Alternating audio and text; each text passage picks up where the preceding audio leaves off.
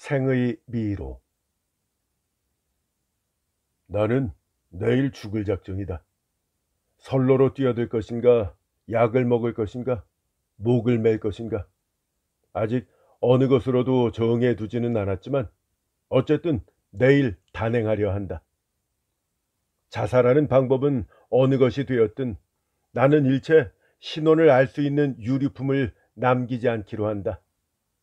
명함이 들어있는 지갑은 물론이고 호주머니에 들어있는 묵은 영수증이나 종이쪽 따위, 만년필, 담뱃갑, 손수건, 이것들은 모두 버리든가 태우고 만다. 물론 우도새 이름이나 와이셔츠에 붙은 세탁소의 표시 따위도 뜯어버린다. 그 일부는 이미 실행하고 있다. 결국 나는 누구인지 알 수 없는 변사체가 되기를 희망한다. 그 이유 중 하나는 내 죽음을 즉시 확인받고 싶지 않기 때문이다. 적어도 내가 근무하고 있는 회사에는 내가 죽은 것을 알리고 싶지 않다. 그렇게 하면 당분간은 내 월급이 다달이 가족들한테로 건너가게 될 것이다. 반년이나 1년 동안은 그것으로 먹고 살아갈 수가 있다. 이것이 아쉬운 대로 비정한 나의 처자에 대한 염려다. 또 하나는 내 신분을 알게 되면 아내는 힘들여서 이 먼 도구 끝까지 시체를 인수하러 오지 않으면 안 된다. 그 여비와 그 뒤에 있을 장례비 등의 부담을 지우고 싶지 않은 것이다. 그렇지 않아도 오랜 가난과 쌓인 채무로 아내는 고생을 하고 있다. 내가 신원불명의 변사체를 희망하는 원인은 전적으로 위에 말한 금전적인 고려에 그치는 것이다. 인간도 나이 38이 되면 부끄러움도 체면도 없어진다. 돈만 아니면 변사체의 주인공이 요코시로 겐타로라고 금방 알려져도 전혀 상관이 없다. 나는 다른 사람의 동정적인 미소나 조소를 겁내지는 않는다. 죽은 뒤에 그런 거칠애 같은 걱정 따위는 조금도 없는 것이다. 마침내 내일 죽는다고 작정을 하니 역시 눈이 말똥말똥하니 잠이 오지 않는다. 음침한 작은 여관은 조용히 잠들어 있다. 도읍구에, 그것도 산속으로 들어오는 근처에서 훌쩍 내린 이름도 모르는 작은 역이다. 오면서 차창에서 바라보니까 이 역은 아침 노을 속에 잠겨 보이지 않았다. 나는 꼬박 2주야를 기차를 타고 이리로 찾아오게 된 것이다. 신원을 알지 못하게 죽는 데는 될 수 있는 한 먼 곳이 좋다. 이 근처까지 와버리면 내리는 곳은 아무데고 좋은 것이다. 잠이 오지 않는 대로 여러 가지를 생각하고 있다. 담배를 꽤 피워서 담배꽁초가 재떨이에 산을 만들었다. 언젠가 어린아이 적에 근처 산에서 목매 죽은 시체를 보러 간 일을 생각해냈다. 시체의 발 밑에는 담뱃대 하나와 쑥처럼 새까만 꽁초가 가득 흩어져 있었다. 아마 죽기 전까지 오랜 동안 생각하고 있었던 모양이다. 내가 자살했다고 들으면 친구들은 그 원인을 여자의 문제와 막다른 채무에서 찾을 것이 틀림없다. 그것이 틀렸다고는 하지 않는다. 사실 최근 수년 동안 그 여자 일로 나는 끌려다니며 진창 속을 휘젓고 다닌 듯한 상황이었다. 그 때문에 꽤나 억지 살림을 했던 것이다.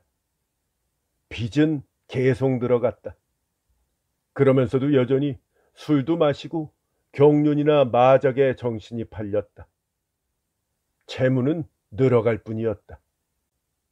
금년은 회계한테 울고 매달리는 가불의 연속으로 숨이 멎을 것만 같은 생활이었다. 나는 아내와 싸우고 나면 회사를 며칠씩 돌며 계집이 있는 곳으로 가서 뒹굴었다. 계집에게도 돈을 주지 않으면 안 된다. 계집과 싸우고 나면 회사 기숙사 친구의 방에 틀어박히고 그곳이 실증이 나면 여편네 있는 곳으로 다시 돌아갔다. 그러한 생활의 되풀이가 궁지에 빠지지 않을 수가 있겠는가?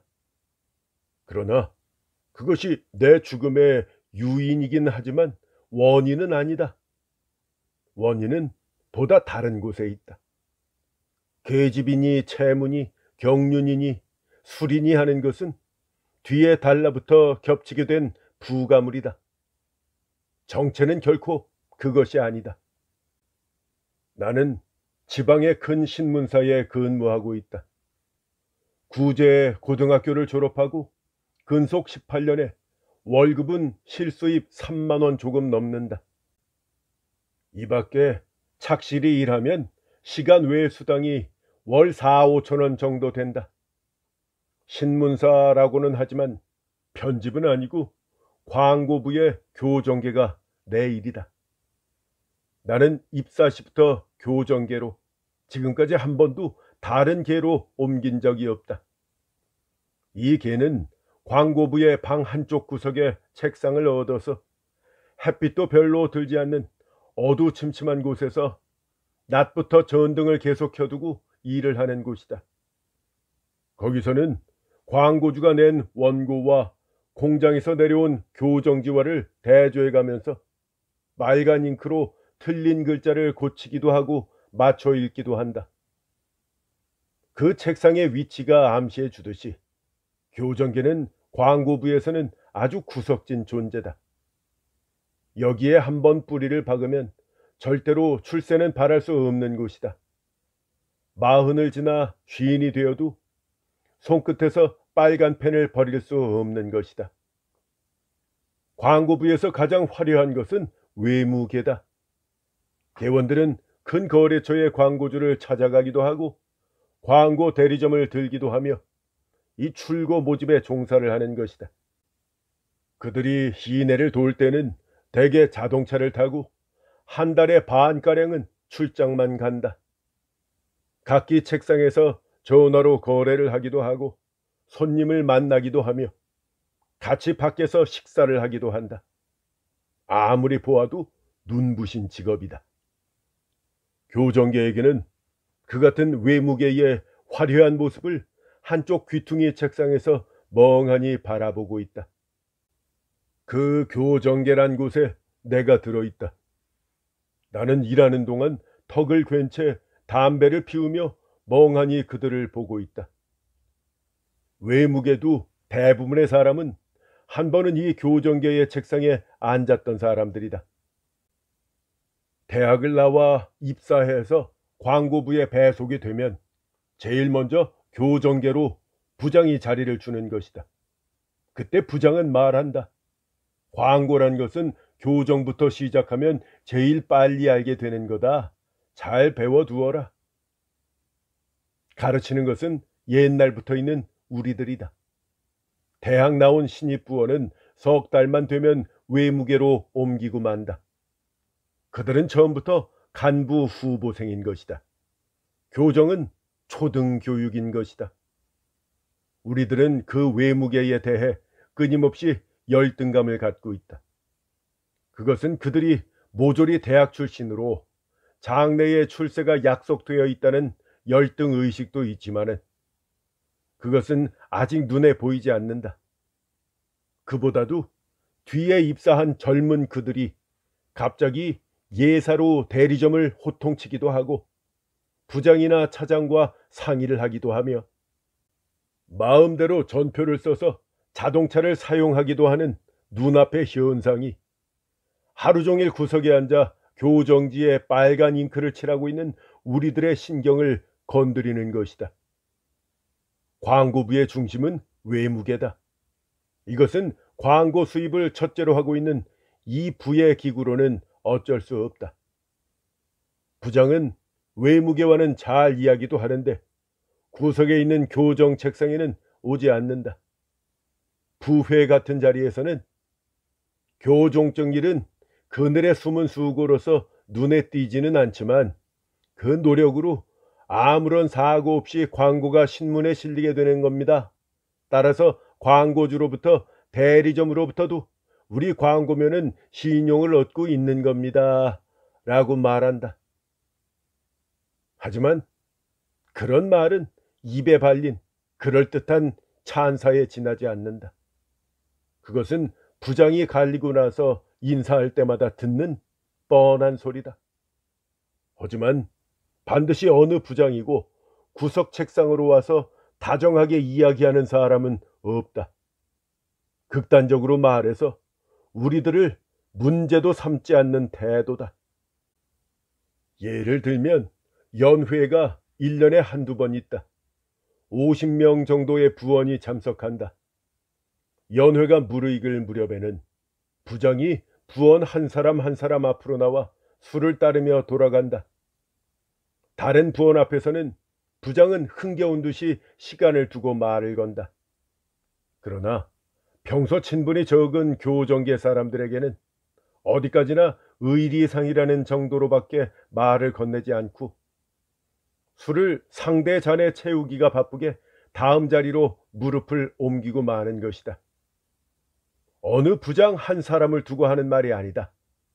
누가 갈려와도 다 그러했다. 사람 무시하는군 하면서 젊은 친구들은 술이 취해 시근거렸다. 나는 그들을 달래며 우리는 특수지대 사람이라고 말해준다. 그러면 젊은 사람들은 울었다. 나는 입사해서 3년 되던 무렵부터 체념하기 시작하여 5년째에는 사 안에서의 전도에 절망하고 있었다. 나는 급료만 남만큼 오르면 그만이라고 생각을 하고 일에는 열의도 흥미도 잃고 말았다. 마지못해 신문사와 내 집 사이를 왔다 갔다 하고 있었던 것이다. 교정계 책상에는 10사람쯤 있었다. 내가 내 전도, 즉 내 앞날에 체념을 갖게끔 되었을 무렵의 교정계 주임은 히라오카라는 50이 넘은 대머리 사내였다. 마음 좋은 사람으로 입속으로 중얼거리는 버릇이 있었다. 다른 계 사람들로부터도 물론이지만 자기 부하들로부터도 약간 경멸을 받고 있었다. 그렇게 말하는 나도 실은 히라오카를 존경하고 있다고는 말할 수 없다. 어두운 방 한쪽 구석에 햇빛도 차단된 책상에 곰팡이처럼 달라붙어 사는 같은 인간끼리 그러는 건 생각이 모자라는 일이었지만 타고난 성격에서 오는 오만은 어쩔 수가 없었던 것이다. 그러나 히라오카는 주임으로서나 또 상당한 나이의 젊은 사람들로부터 존경을 받지 못해도 조금도 마음에 꺼리는 기색은 없다. 그는 소년처럼 불그레한 뺨에 웃음을 띠며 말한다. 히라오카는 고대 미술의 취미를 가지고 있어서 쉬는 날에는 시골로 나가 절간이나 구가, 즉 옛집들을 찾아 돌아다니며 소일한다. 나는 새해에 한 번 그의 집에 놀러 간 일이 있다. 거기서 그의 많은 수집품을 구경했다. 값비싼 훌륭한 전문 서적도 많이 갖춰져 있었다. 술도 담배도 하지 않는 그는 급료에서 조금씩 저축해서 샀다고 즐거운 표정으로 자랑스레 이것저것 들추며 설명했다. 광고부 사람들은 대개 히라오카의 취미를 알고 있었는데 그의 인물과 마찬가지로 그의 고고학을 존경하지는 않았다. 어느 의미에서 그것은 한층 그를 무시하는 재료였다. 히라오카는 정년이 되어 고향집에 들어앉게 되었는데 고 미술은 그의 절망의 도피구였다. 지금에 와서 생각하면 그러한 것을 가질 수 있었던 그에게 약간의 반발은 있지만 역시 그에겐 다행이었던 것 같다. 교정 책상에 앉아 몇 해고 고정되어 버리면 다른 계로 옮기는 일은 별로 없다. 더구나 접근할 기회가 있을 리 없다. 나는 가끔씩 전근하는 사람을 역으로 전송하러 갔다. 특급 2등 객차의 대나처럼 밝은 조명 밑에서 전송을 받는 사람은 그야말로 인생의 정점인 듯 싱글벙글하고 있다. 기차가 움직이기 시작하면 모두 만세를 부른다. 만세를 외치고 두 손을 쳐들면서 나는 자신을 돌아본다. 그러면 언제나 심한 질투와 풀길 없는 따분한 기분에 빠지는 것이다. 돌아오는 도중 속이 상해서 역의 계단을 오르는 발이 올라가지지 않는 때가 있다.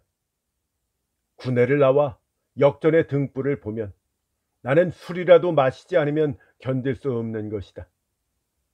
그러나 전근은 바랄 수 없다 하더라도 아쉬운 대로 교정 책상에서 다른 개로 옮기고 싶다는 희망은 젊은 사람일수록 심했다.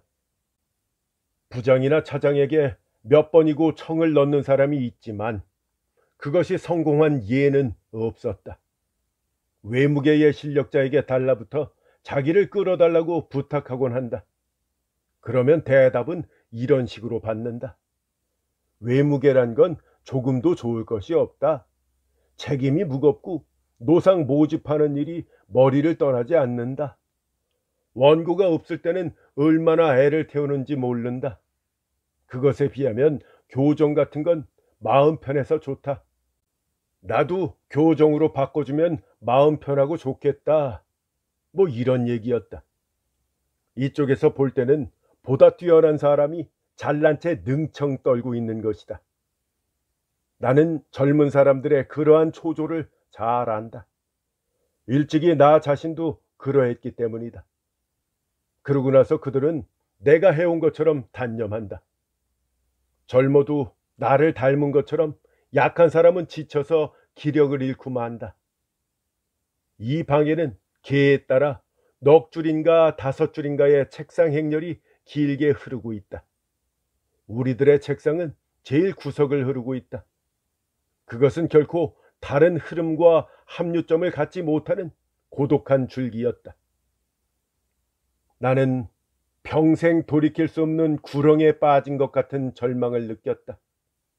몸부림쳐도 이미 아무 소용이 없다. 나는 무감동으로 나날을 보냈다. 조금도 사는 보람이 없었다. 그러나 이런 일이 있었다. 언젠가 야마시타라고 하는 교정개원이 그만두었다. 그는 10년이나 근무를 했고 나이도 30에 가까웠다. 그의 과격한 성격이어서 고민도 많이 했었다. 불평도 잘했다. 일하는 중에도 20분 정도의 틈을 찾아내 소주를 마시러 가는 일도 있었다. 그의 말을 빌면 도저히 참을 수 없는 감정이 발작처럼 치밀어 오른다는 것이다. 나도 이제 30이니까 말입니다. 30을 넘으면 움직일 수가 없거든요. 이번에 친구들의 협동으로 조그만 사업을 시작합니다. 여편네는 신문사를 그만두지 말라고 반대를 하지만은 뭐 여편네 따위야 남편이 어떤 심정으로 사에서 일하고 있는지 이해하지 못하니 말입니다. 하는 얘기를 했었다. 원래 실천력이 있음직한 사나이였다. 다른 개와도 곧잘 싸움을 하는 녀석이다. 나로서는 그의 격정을 이해한다. 나는 야마시타가 과감하게 그만둔 것에 부러움을 느꼈다. 그가 인사를 하고 어깨를 뽐내듯이 으쓱대며 나가는 뒷모습을 바라보고 약간의 비애를 맛보았다. 그 뒤 1년이 지났다. 야마시타는 한 번도 얼굴을 보이지 않았다. 2번 다시 놀러라도 이곳에 오나 보아라 하고 말할 것 같은 그의 저항을 은근히 나는 느끼고 있었다. 그러던 어느 날 거리를 걸어가다가 오래간만에 야마시타와 딱 마주쳤다. 그는 전에 비해서 몰라볼 정도로 야위어 있었다. 옷차림은 신문사에 있을 무렵에 눈에 익은 것이었는데 때가 묻고 후줄근해져 있었다. 그는 곁눈질을 할 여유도 없는 것처럼 눈을 똑바로 앞을 돌아보며 바쁘게 걷고 있었다. 야마시타군 하고 부르자 그제야 알아차린 듯 눈동자를 나와 마주치며 오 하고 한마디 했다. 제정신으로 돌아온 표정이었다. 다방에서 그와 30분쯤 이야기를 했다. 어떻게 지냈느냐고 묻자 그는 큼직한 명함을 꺼내며 이런 걸 하고 있습니다 하고 맥 풀어진 소리로 말했다. 직함은 토지 가옥 부동산 소개업이라고 쓰여 있었다. 처음부터 이런 일이었느냐고 하자 저 그게 말입니다 하고 그는 긴 설명을 시작했다. 결국 그것은 여러 가지를 해보았으나 잘 되지 않았다는 이야기였다. 나도 사회에 있을 때는 아시다시피 여러 가지로 불평이 많았는데 말입니다. 이렇게 뛰쳐나와서 세상 바람에 부딪혀 보니까 회사의 고마움을 알게 되었어요. 일은 편하고 출근만 하면 월급을 탈 수 있었으니까 말입니다. 솔직히 말해서 후회하고 있어요. 옆에 내하고는 싸움만 합니다. 무얼 해도 자신의 무력함을 뼈아프게 깨달을 뿐입니다. 그대로 정년이 될 때까지 있을 걸 그랬어요. 지금 제가 하고 있는 이 일은 세상에서 샌미스, 즉 허풍쟁이라고 할 정도로 믿을 것이 못 됩니다.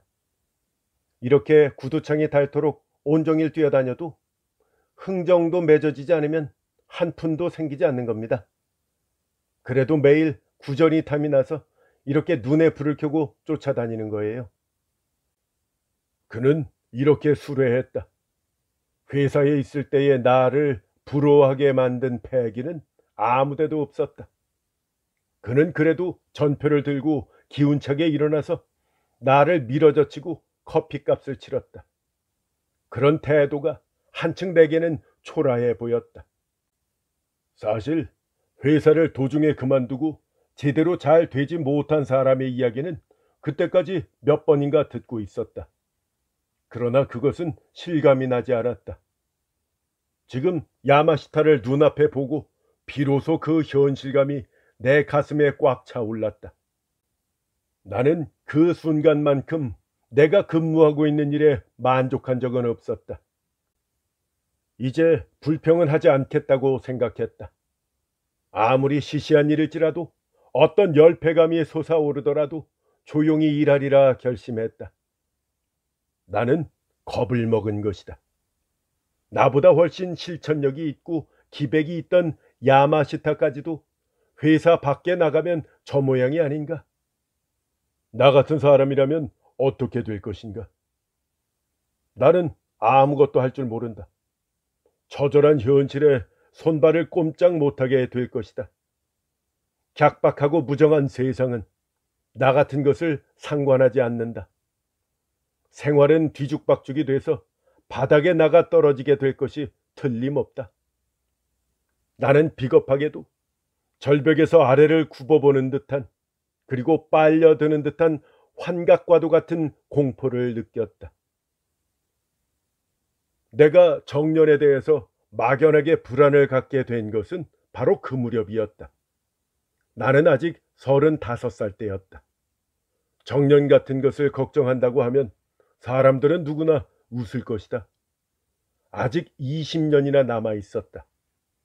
그러나 한번 두려운 생각이 마음속으로 파고 들어와 신경에 걸리게 되자 그것이 고통스러워서 견딜 수가 없었던 것이다. 그러나 더 견딜 수 없는 것은 그 20년마저도 흙을 핥는 것처럼 무미건조한 것이다. 내 정년까지 가는 길은 이쪽에서 저쪽 끝이 직선으로 내다 보이듯이 한눈에 훤히 보였다. 그 길에 희미한 부분은 티끌만큼도 없었다.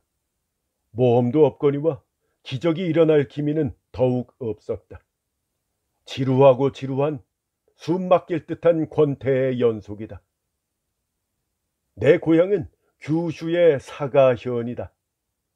K읍에서 SC까지는 조금도 굴절이 없다.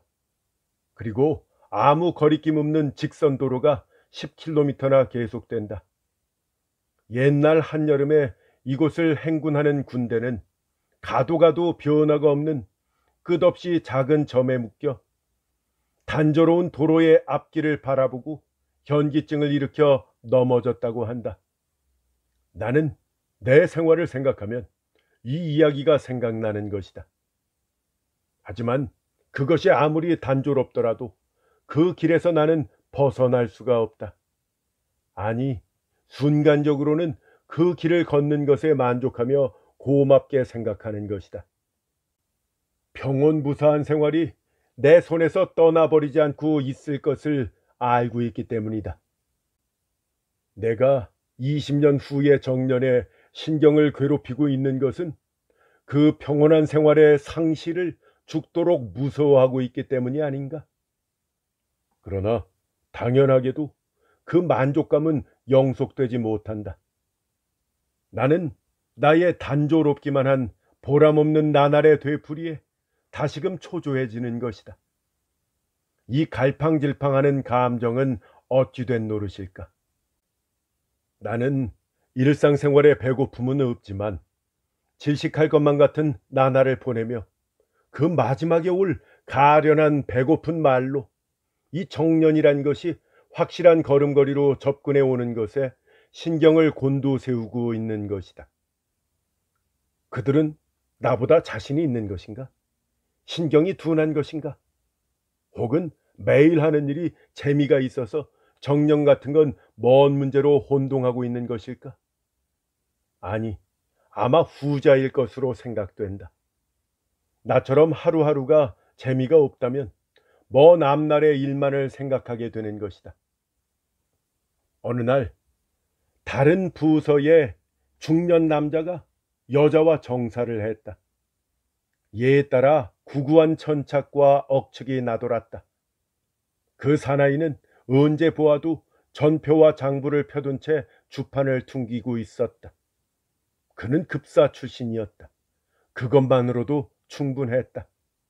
여자와의 사정이야 어찌 되었든 간에 그것이 정사를 결정지은 것은 아니었을 것이 틀림없다. 하지만 세상에는 실업자가 많다.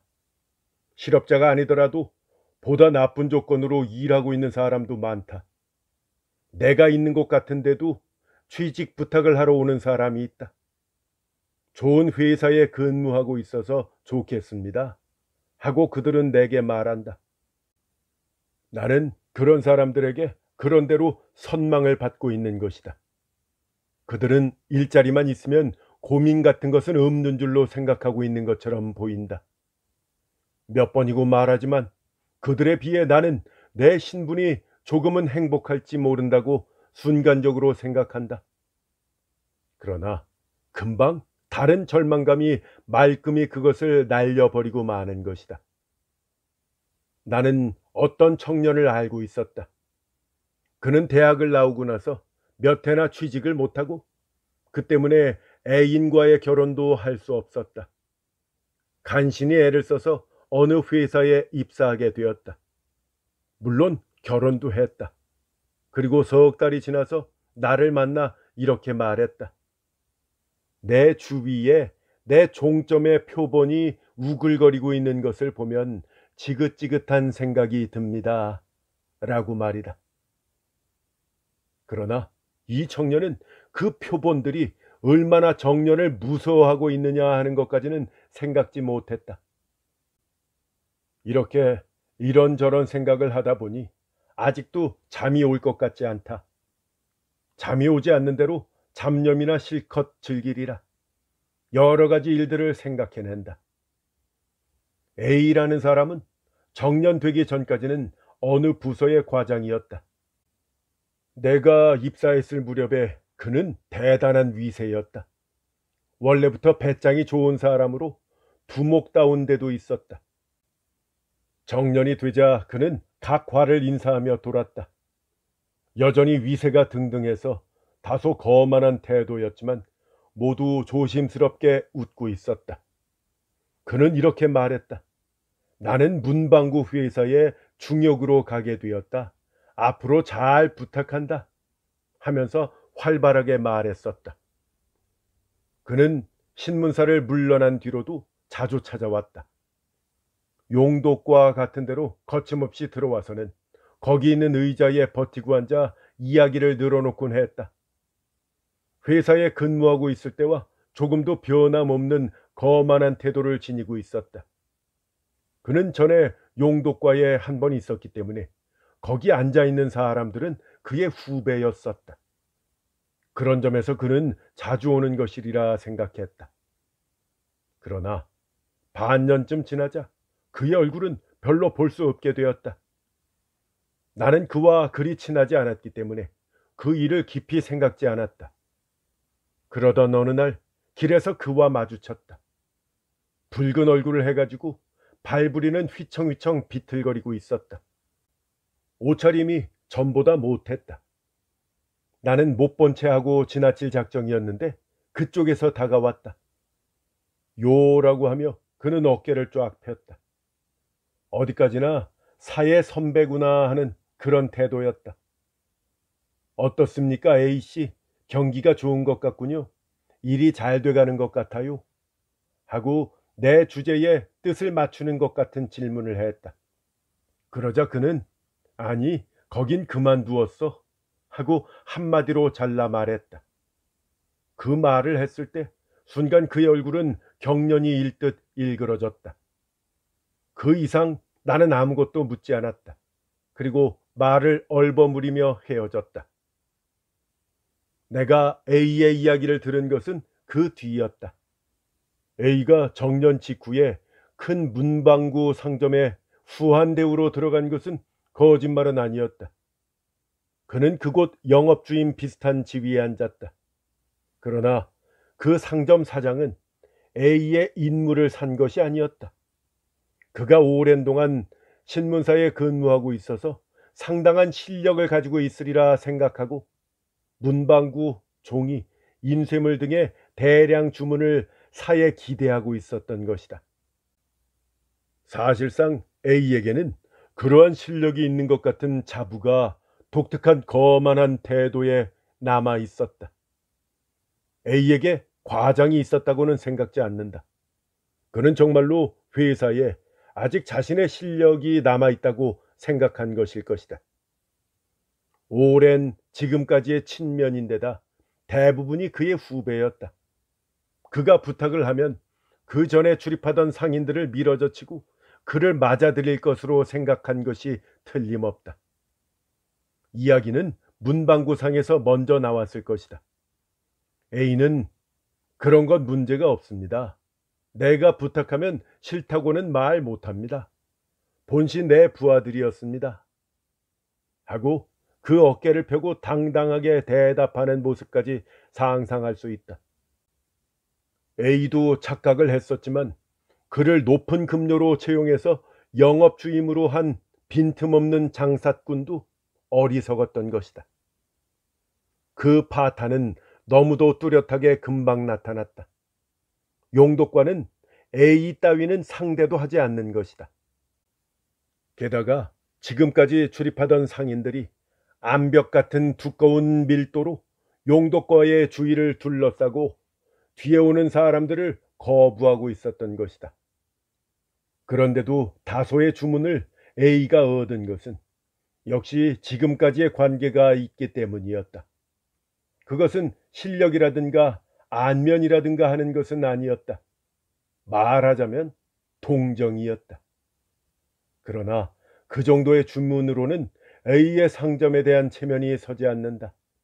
그는 초조했을 것이다. 그 거만한 친구가 얼마나 고민했을지 모른다. 체면도 다 집어던지고 옛날 부하에게 울며 달라붙었을 것이다. 그러나 그런 구식 정의로 오늘날의 기업은 움직이지 않는다. A는 그 상점에서 쫓겨난 것이었다. 그 뒤에 A는 몇 개인가 일을 바꾸었다. 자기가 할 수 있는 작은 상점도 했다가 남에게 고용이 되기도 했다. 이상하게 그것이 모두 반은 신문사를 상대로 하는 것뿐이었다. 그는 문방구 상점의 영업주임 때 이미 알게 되었을 터인데 아직 사회에 있어서의 자신의 실력에 대한 꿈같은 미련을 버리지 못하고 있는 것 같았다. 그는 일이 바뀔 때마다 전락했다. 그는 보기 싫은 흰머리가 불어나며 주름살이 깊어지고 사에 있을 때 허여 멀쑥하던 얼굴도 기름때가 묻은 것처럼 거무튀튀해져 갔다. 차림은 볼 때마다 못해졌다. 대개는 술에 취해 있었다. 그는 취해서 사로 오게끔 되었다. 아무나 붙들고는 큰 소리쳤다. 옛날에 방향부인한 태도를 술기운을 빌어 되찾기 위해 기세를 돋구고 오는 듯이 보였다. 그것이 그의 최대한의 자위로 생각되었다. 처음에는 모두들 허허 웃고 있었는데 그러는 동안 아무도 상대를 해주지 않게 되었다. 그의 옛날 동료였던 서무과장이 경비원을 시켜 그의 출입을 금했다. 어느 날 밤 내가 잔업을 하고 있노라니 A가 또 만취가 되어 회사 내로 침입을 해왔다. 큰 소리로 호통을 치며 회사 놈들은 무정하다고 울부짖었다. 경비원이 와서 그를 끌어내려고 다투었다. 그는 리놀륨을 바른 바닥에 번듯이 넘어져 팔다리를 곤충처럼 마구 흔들었다. 그러고는 소리내어 울부짖기 시작했다. 대부분의 사람들은 돌아갔고 산에는 책상만으로 텅 비어 있었다. 전등도 둘인가 셋밖에 켜져 있지 않다. 낮 동안에 번호한 것과는 전혀 다른 살풍경한 어두운 방에서 바닥에 누워 엉엉 울고 있는 A를 바라보면서 나는 기가 차 한숨을 쉬었다. 또 있었다. Y라는 사나이다. Y라는 사나이는 평소부터 호방한 데가 있었다. 그는 주위에 누구보다도 한결 인물이 큰 사람처럼 생각되었다. 부서는 다르지만 나보다 훨씬 지위가 위였고 솜씨꾼이었다. 멋진 그의 성격에는 나는 위축되어 있었다. 도대체 내 성질로는 그러한 사람에게 동경을 품고 있는 주제에 가까이 하기 어려운 열등감이 앞서서 몸을 웅크리고 있었던 것이다. Y와 나와는 인종이 다른 것처럼 생각하고 있었다. 그런 Y가 정년이 되었을 때 화려한 송별연이 여러 계통 사람들에 의해 몇 번이고 있었다. 그는 그만큼 인기가 있었던 것이다.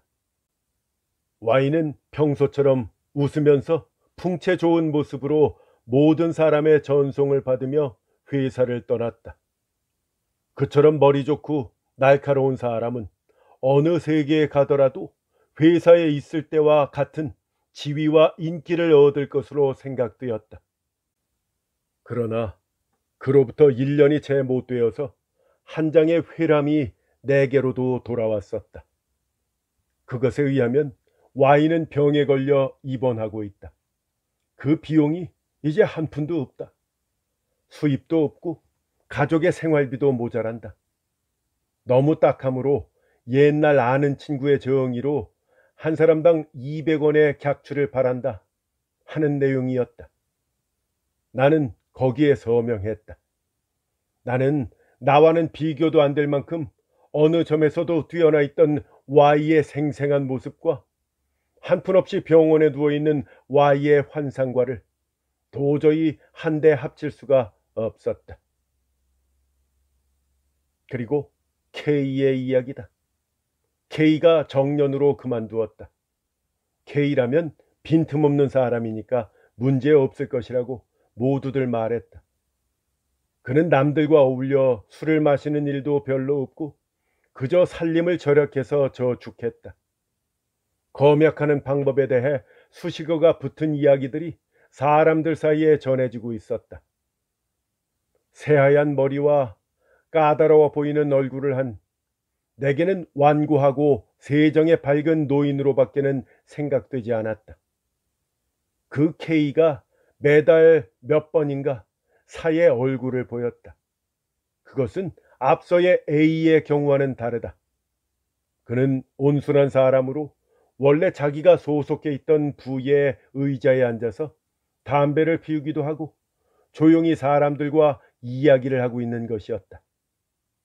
나는 처음 K가 단순히 옛날 있던 곳을 그리워해서 놀러 온 것으로밖에 생각지 않았다. 그러는 가운데 그는 회사에 급료 주는 날에만 와서 늦게까지 있는 것을 알게 되었다. 당시 금요일은 매월 2차례 있었다. 그 이유는 사람들로부터 듣고 알았다. 그는 놀러와 있었던 것이 아니다. 회사 안에 아는 사람 누구누구에게 비싼 이자로 돈을 꾸어주고 있었던 것이다. 그 이자와 원금을 회수하기 위해 그는 회사에 와 있던 것이다. 전에 근무하고 있던 곳으로 태연히 그 같은 일을 하러 오는 그의 생활 방법은 내 지각으로는 상상이 되지 않았다. 그러나 나는 어떨 것인가? 나 같은 무력한 사나이는 A나 Y에게 미치지 못하지 않는가? 그것은 회사에 있을 때의 그들과 비교하면 분명해진다. 물론 K의 강인함도 내게는 없는 것이다. 나는 정년이 되었을 때의 공포가 점점 강해졌다. 그때는 도대체 어떻게 될 것인가? 절망이 눈앞을 캄캄하게 했다. 하지만 거기까지 가는 데는 대충 20년의 메마른 거리가 있다. 이것이 또 나로서는 견딜 수 없는 일이다. 나는 나이 늙어서 이마에 깊은 주름을 새길 때까지 방 한쪽 구석 책상에서 곰팡이처럼 붙어 있지 않으면 안 된다. 나는 물론 출세는 벌써 옛날에 단념하고 있지만 그래도 사는 보람이 없다는 것은 견딜 수가 없다. 그리고 그 앞에 정년이 있었다. 나는 이런 기분에서 벗어나려 한다. 경륜에서 시작된 나의 악덕은 썩은 새끼줄 같은 내 마음을 제법 건져주었다. 그러나 술과 계집으로 보내고 있을 때도 나는 발바닥에 뜨거운 모래를 밟는 듯한 초조가 계속 떠나지 않았다. 나는 그것과 나 자신의 무너져가는 쾌감과 2년 동안 경쟁을 했다. 내가 비로소 이런 숨은 고민에서 해방된 것은 익살스럽게도 금전적으로 도무지 살아갈 수 없게 된 뒤부터였다. 그러나 돈과 여자와 술은 내 자살의 원인은 결코 아니다. 오랜 동안 숙제로 생각하고 있던 죽음의 조력자일 뿐이었다.